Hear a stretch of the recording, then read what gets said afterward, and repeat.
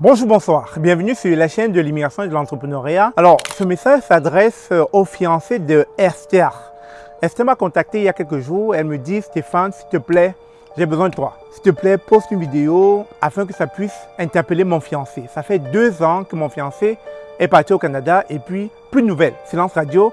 J'essaie de le joindre tant bien que mal. Il ne répond plus à mes messages. Il ne répond plus à mes appels. Et donc, Esther m'a fait comprendre que son fiancé est parti au Canada et que son fiancé avait commencé les festivités déclarant que voilà, c'est sa fiancée avant qu'il ne parte au Canada et que depuis qu'il est au Canada, au début, ça se passait bien. Elle le dit si bien, en tout cas, je vais partager le message, vous allez voir. Elle le dit que ça se passait très bien au début, comme tous les débuts, vous savez, quand on voyage, c'est bien.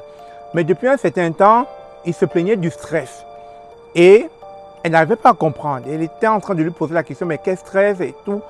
Et depuis quelque temps, silence radio, il ne donne plus signe de vie.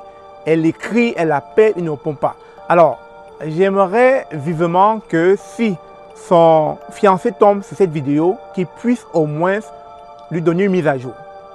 Au moins un statut. Si il a décidé de passer à autre chose, qu'il puisse lui dire à Esther, Esther, c'en est terminé avec nous. Moi, je passe à autre chose, je ne veux plus continuer. Ce n'est pas bon de garder quelqu'un dans le suspense. Ce n'est pas bon de garder quelqu'un dans l'attente, dans l'espoir. Ce n'est pas bon. À un moment donné, mon frère, si tu ne veux plus être avec Esther, il faut le lui dire, au lieu de la laisser tourner en rond. Parce qu'elle a gardé en espoir que tu vas revenir et que voilà, peut-être tu vas la parrainer un jour. Donc mon frère, dis-le lui une fois. Si ce n'est plus ton choix, si tu veux t'arrêter, ben, dis-le lui, mais ne la garde pas en suspense. Parce que Esther, là, elle m'a contacté.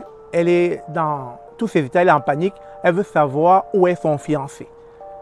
Mon frère, c'est une vidéo d'intérêt général en espérant que d'autres personnes qui feront comme toi puissent au moins mettre sa fiancée à jour concernant soit son projet de rentrée ou son projet de passer à autre chose. Donc, en gros, c'est une petite vidéo comme ça là pour Esther. Et j'espère que ça pourra vivement arriver aux oreilles de son fiancé pour qu'il réagisse. Parce que, vous savez, sur cette chaîne, le but aussi, c'est d'être dans l'empathie, c'est d'être dans la compréhension. S'il y a un abonné, quelqu'un qui se sent délaissé, qui sent une certaine injustice, il nous fera plaisir d'en parler, de partager, afin que d'autres personnes puissent éviter de tomber dans les mêmes pièges, ou alors puissent éviter d'être dans la même situation. Donc, de manière générale, c'est ça. Je voulais vraiment que le message d'Esther passe parce qu'elle me l'a demandé. Elle m'a écrit longuement qu'elle voudrait vraiment que ce message arrive à son fiancé. Donc, j'ai fait ma part et j'espère qu'en retour, le fiancé d'Esther va devoir se dévoiler, va devoir lui envoyer un message afin qu'elle puisse savoir quelle est sa situation, si elle est toujours avec lui ou pas. Parce qu'à un moment donné, ce n'est pas bon de partir et puis de rester dans un mutisme, je dirais, total. Laissant la personne sans nouvelles, ce n'est pas bon du tout. Je dirais qu'à la rigueur, c'est méchant. C'est méchant de ne pas donner signe de vie parce que vous ne savez pas dans quelle situation vous mettez l'autre. Elle peut être dans l'anxiété, dans la peur, dans la crainte, dans l'inquiétude. Donc, mon frère, donne des signes de vie à ta fiancée. Si tu l'aimes encore, écris-lui, dis-lui que tu vas rentrer et que voilà, tu vas t'organiser pour qu'elle vienne te rejoindre au Canada. Et si tu ne l'aimes plus, ben, donne-lui aussi des nouvelles afin qu'elle sache quelle sera la prochaine étape de sa vie. Parce que là, tu es en train de monopoliser sa vie, mon frère. Tu monopolises la vie de Esther. Elle a besoin d'être libérée.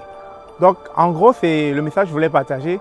Merci encore d'avoir suivi. On se dit à très bientôt. Au revoir. Et en parlant d'entrepreneuriat, nous avons écrit un livre, tout simplement Le rêve canadien. Est-ce une très belle opportunité ou tout simplement une grosse désillusion? Alors, je vous invite à vous procurer ce livre sur Amazon et surtout à le lire. Ça sera un très bon guide pour vous afin que vous évitez de tomber sur des erreurs que beaucoup de personnes rencontrent, tout simplement parce qu'elles ne se sont pas préparées en amont. Bonjour, bonsoir. Bienvenue chez notre partenaire Lobaf. Bienvenue sur la chaîne Immigration et Entrepreneuriat. Alors, vous savez qu'on a lancé la toute première formation « Comment ouvrir une épicerie au Canada ». Avec mon partenaire, on vous accompagne à lancer une épicerie comme celle-ci. Mais bien sûr, ça va demander que vous soyez concentré que vous soyez assidus. Parce que vraiment, il y a des personnes qu'on accompagne qui n'ont pas le mindset entrepreneuriat et qui pensent que les choses vont se faire d'elles-mêmes. Non, non, non, non. Ça va vous demander beaucoup d'efforts. Et si c'est une formation qui vous intéresse, cliquez sur le lien dans la description de cette vidéo. Il nous fera plaisir de vous accompagner afin que vous puissiez avoir une épicerie comme celle-ci. À très bientôt.